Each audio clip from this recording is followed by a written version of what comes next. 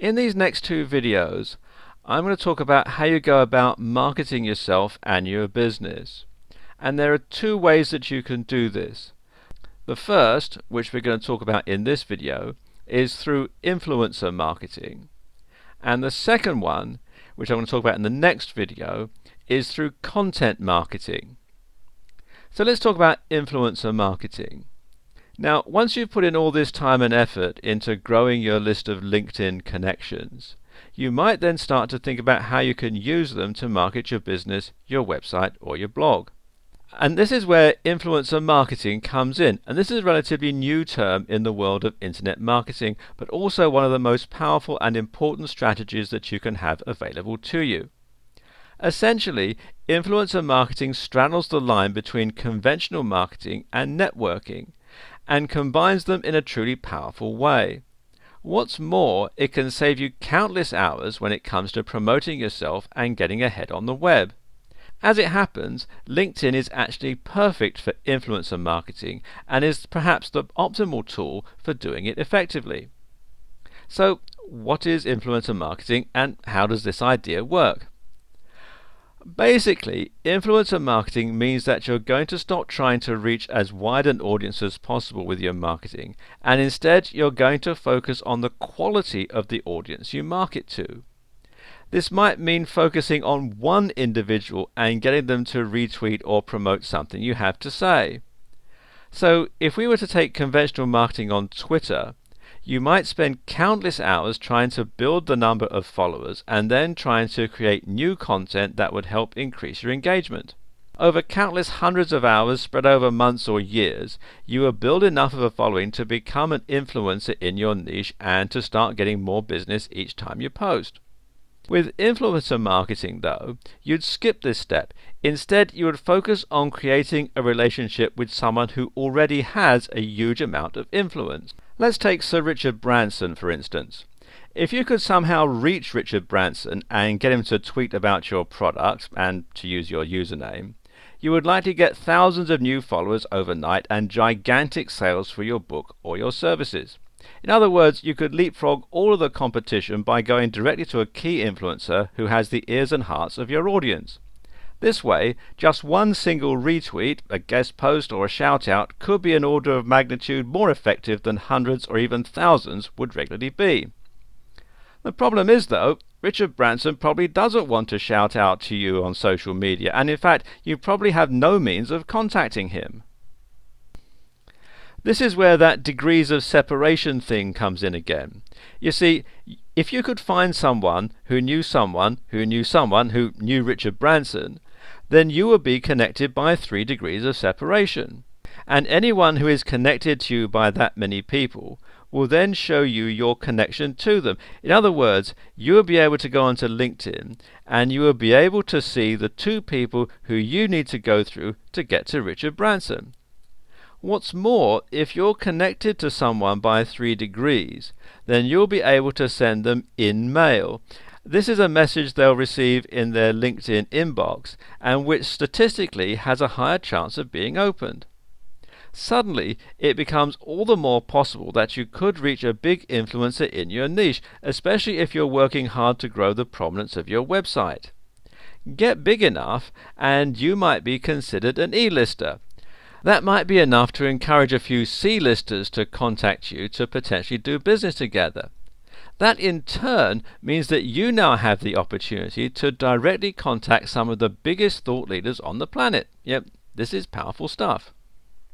Now remember what we said earlier though. Outright messaging Richard Branson out of the blue is not going to go down well, even if you have a vague connection by people that neither of you really know all that well. Yep, imagine that. So how do you go about getting the attention of the big players? Well, one trick is not to aim quite so big. Instead of looking to get a free promotion from the biggest names in your industry, try to make meaningful connections with the rising stars. Look at the people who are just ahead of you and try to work with them instead of trying to jump ahead. These people will have a much better chance of wanting to connect with you because they won't be inundated with requests and because they have something to gain from the relationship as well as you do. Even then, though, you need to be careful about how you get in touch. Once you've made the connection, try to manage that connection by congratulating them on a birthday or something like that, or by sharing content that they might find interesting. More about that a bit later. Then, when you do get in touch, make sure it's with something that they'll genuinely find interesting, and avoid trying to do any sort of thinly veiled motivations that are too self-serving. Think about the kind of message that you would respond to and try to come across as more genuine. This is even more important if you're emailing a big name in your industry. Instead of straight away telling them that you want to do business with them, just try saying that you're a huge fan and that you'd love it if they checked out your website. Leave it at that for a while. Likewise, sharing something that you think might be useful to them is another way to gradually build a rapport. Tip number 1. Note that you may already have some very powerful contacts in your connections. It could well be that someone you know is now a big name in a particular blogging sphere, and if they've already connected with you, then this is almost like a freebie. LinkedIn makes life easy for you as well by actually highlighting the true thought leaders with an influencer badge right on their profile. And so you want to be persistent, but not too much. Don't be disheartened if you don't get a positive response right away. You'll likely find that these people have a lot on their plate, and as such they won't always have time to respond to your messages. The best strategy is to wait a few months, even a year, and then try again. Don't be bitter, and instead just be friendly and outgoing. The result is that you'll eventually become known to them, even though they don't respond. You can also try contacting them through other means, through Facebook for instance. Comment on their blog posts a couple of times too. And when you want to be persistent though, you don't always want to be annoying, or you'll end up being blocked and you're going to ruin any chance of a meaningful relationship in the future.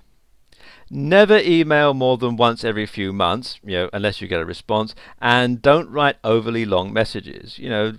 Bear in mind, these people are going to be busy. And never come across as rude, entitled, or bitter. Oh, and remember that you're trying to make a good impression here, so spelling counts for a lot. The objective here is not to come across as a rabid fan. Better yet, though, is to ask for an introduction in person. Here, you will only be using LinkedIn to identify the people who are powerful connections in your network, and you're then going to do the rest in person. So once you see that someone you know is twice removed from a powerful business partner, you can then ask them to introduce you at a party or a similar networking event or something like that. And this way you'll have a much better chance of being able to make a good impression.